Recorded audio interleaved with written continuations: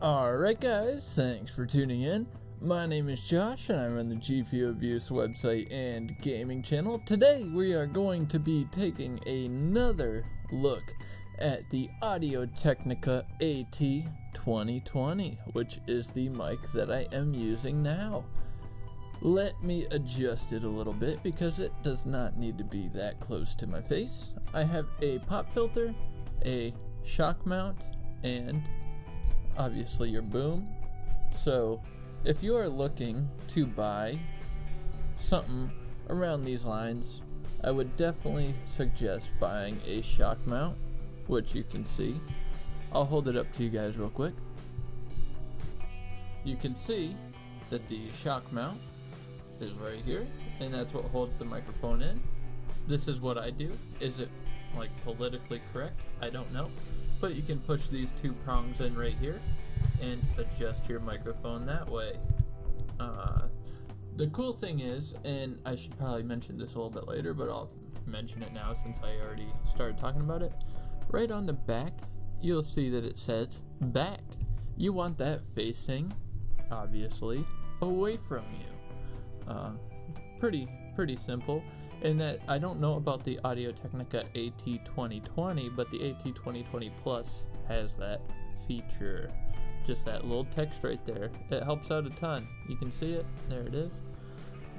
You can also see this. I mean, I might as well just call this video the difference between the At2020 or the At2020+. You can see also that I have a cord hanging out from the microphone right here. This is a playback function. So basically I have this cord that follows all the way up to here, plugged in directly to my headset. And that's just so I can hear myself back and kind of get an idea of what the sound quality is. When me and my girlfriend are filming videos, this is very, very helpful. Or even when I'm filming solo videos, I can tell, hey, I need to push the microphone back a little bit and help bring out the voice, or pull it forward so you can hear me a little bit better. I tend to talk a little too closely to the microphone. I am guilty of that, and I will try to correct that in the future. It's just purely from habit, from my old pop filter. If you watch my first At2020+ video, I do not have a pop filter like this. I have a foam pop filter where I needed to talk a lot closer to the microphone. But basically I figured I'd film an updated video showing you I've owned this for a while now and I use it on a daily basis and kind of give you a more accurate representation rather out of right out of the box representation. So I've got my boom, which can help you. Basically all this does is help you bring it closer to your face and position it exactly where you want it. I find that really cool. Before my first video, I had the arm, I didn't have the shock mount, and I had a different pop filter. The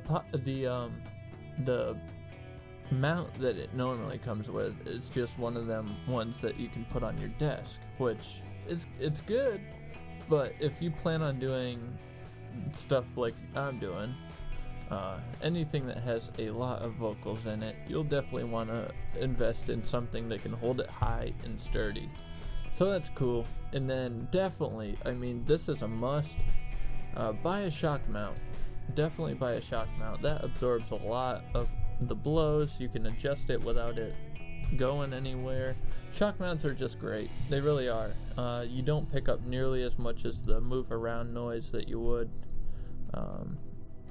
It's just awesome. The whole mechanism, whoever thought of this is just a genius, because there's a like a rubber band that goes around the whole thing and around the whole thing, and basically your microphone just floats in there and it can absorb a lot of the shakiness, so you don't pick up any of that junk, vibrations and stuff like that. So that's very cool, but the pop filter is very important. Check this out. Alright, I'm going to show you what this would sound like without the pop filter and with the pop filter. So obviously you heard me with the pop filter. We're going to lift it up and the audio sounds awesome. I love the way that it sounds without the pop filter. It's nice and warm. It's a good tone. I'm sure you guys have a way better voice than I do. I got a slur, and I tend to just carry on with weird. You know what my voice is like. I know what my voice is like, and I just prefer it without a pop filter. I think it's really cool. And another thing, check out this blue light. Not to get off topic, but there is a blue light. You can't really pick it up on the camera, but it's very cool looking. It really is. But that's beside the point. Right now, we're going to talk about the pop filter. So basically what the pop filter helps with is sounds, alright? So anything that has a to it, it tends to lessen the blow. So imagine that you're getting punched in the face with just a bare fist, right? That's gonna hurt like a son of a bitch. When you put the pop filter down, it's like putting boxing gloves in with a pillow on the end of it. You know, it kind of lessens the blow, so it's not gonna hurt as bad. It's still there, but not as bad. So check this out.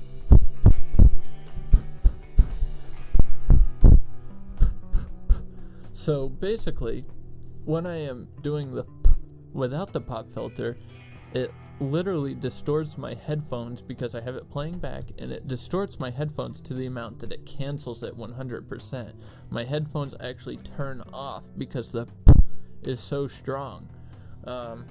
But with the pop filter, and basically it's kind of like a condom. I guess you could look at it like that way too. It's like protection for your voice. You know what I mean? You're not gonna have to do as many takes because when you're talking, say you're doing a video without a pop filter and you're just talking along and you're going, Peter was picking his pies and he just loved the living pickle out of it. If you were to say that without a shock mount, it would be a pop filter. Peter, you see what I'm saying? Peter picked or say you want to beatbox. You can't beatbox with no pop. Alright, so maybe, yeah, the beatboxing might have been better without the pop filter, but whatever. I'm telling you, if you're going to be doing any kind of vocals, you'll want a pop filter. But as far as the microphone goes, the AT2020, this is what it sounds like, and basically that's what this whole video is about. This is what the AT2020 Plus sounds like with the whole pop filter, with the shock mount, and with the boom. So if you want to buy a setup, this setup cost me a little less than $200. Kind of costly, I do agree, but was it worth it? Yeah, it was. It was fucking worth it. Pardon my French. I use the F word at times. Usually not on my channel, but very, very frequently on my own time. So yeah. If you guys are looking to commentary some stuff up, buy the AT2020 Plus with a pop filter and a shock mount and a boom arm, because guess what? I can pull this son of a bitch all the way out to here. It's like poking me in the goddamn face. So I appreciate you guys for tuning in. If you have any questions, feel free to let me know. And I hope to see you next time. Adios!